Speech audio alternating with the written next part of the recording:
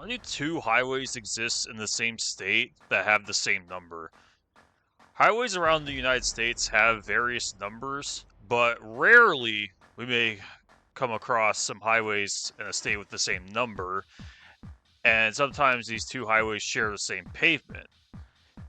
If you didn't know, the interstate system was designed in such a way where it would be impossible for US highways with the same number to exist in the same state.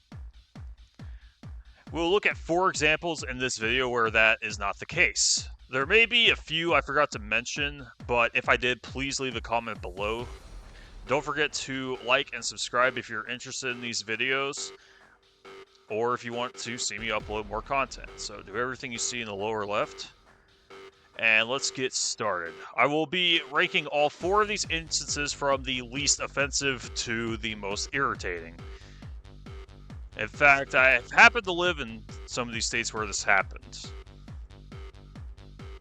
At the bottom of the list, number 4, aka the least offensive one, is Interstate 49 and US 49 in Arkansas. So we see here, I-49 goes from the Louisiana state line to the Missouri state line in the western portion of the state, while US 49 goes from Helena, West Helena at the Mississippi state line to Piggott, Arkansas in the far northeastern portion of the state. Because these two roads don't share the same pavement, I don't find this to be that bad, and it's somewhat understandable since Arkansas is in the center of the country roughly, and because they exist on opposite sides of the state, there would be little to no confusion about which Highway 49 is the one in question if you are near one of these highways. So, Louisiana's portion of I-49 used to just run from Lafayette to Shreveport. Then I-49 was planned to connect to Kansas City, going along the US 71 corridor, and then it would go through Arkansas in between. If they had planned this way earlier, they could have signed this road as I-29 to connect with the actual I-29. Although, if it connected all the way to Lafayette and eventually New Orleans, it would be really off-grid if they did that. But they could have named it as I-53 and it wouldn't have any complications with US 53 since it exists in Wisconsin and also Minnesota. This will be the only case where the routes will not share pavement with the planned and completed portions, that is. At number 3, we go to Texas for I-69 and US 69. And here's a photo I took my trip to and from Houston. I put an I-69 shield right here because it is roughly how it's going to look once 69 gets through this area.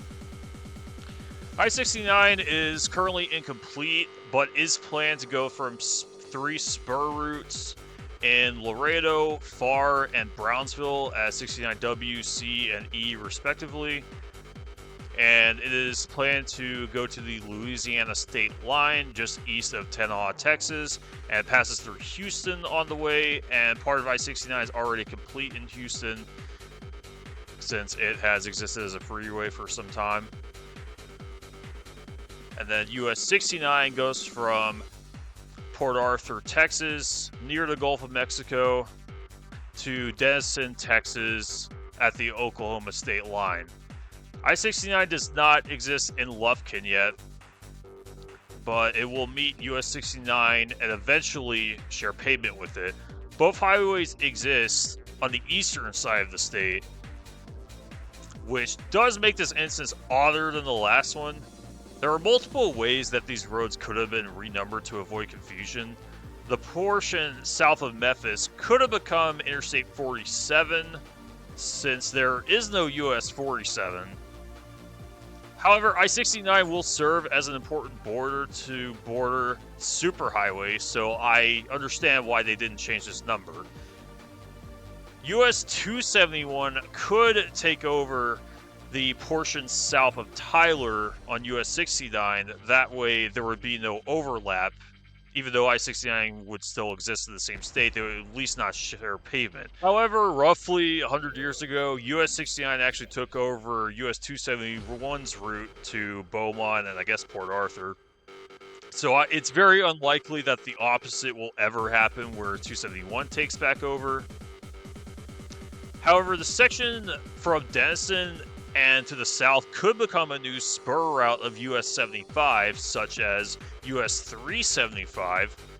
US 69's southern terminus could be in Atoka, Oklahoma. That way, there would be no US 69 in Texas, so I-69 could take over. I rank this one lower than the other two since, as of right now, these two roads don't share pavement yet, and the interstate route being built through the state does actually make some sense. So moving on to number 2, go Wisconsin for Interstate 41 and US 41.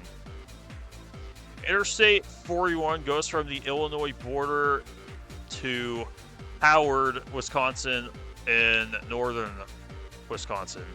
And US 41 is signed with it basically its entire length. And it goes all the way up into Michigan's northern peninsula. I-41 as an interstate route does make some sense, but far less than I-69. And because of its length, it would be hard to justify it being a 3-digit spur route. But since this interstate only exists in one state, and some of it is already shared with I-94, it could become a spur of I-43 or I-94. They could extend Interstate 57 to replace Interstate 43, and then current I-41 could become I-43. That way this overlap doesn't exist. US 41 being decommissioned seems very unlikely though, so I don't have any ideas for it. If these 3 instances were wild, just prepare for number 1.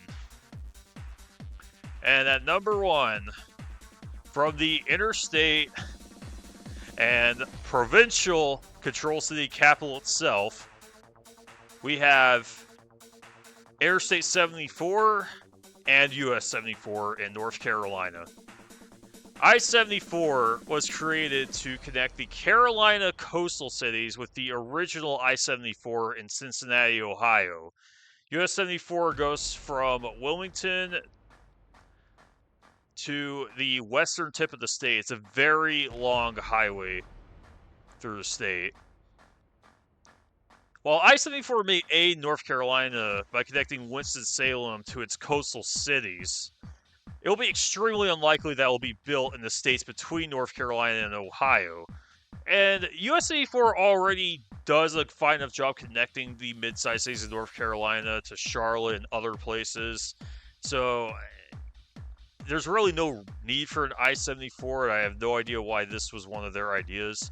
I don't have any alternative route numbers in mind for this one. If I tried, it would give me a migraine. And that is it for this video. Don't forget to like and subscribe, turn on notifications for future videos. I haven't made a video like this before, like a gimmick video, but it was cool for me to learn about these different highways and to talk about them. Thanks you so much for watching, and I hope you enjoyed and go drive a little bit more.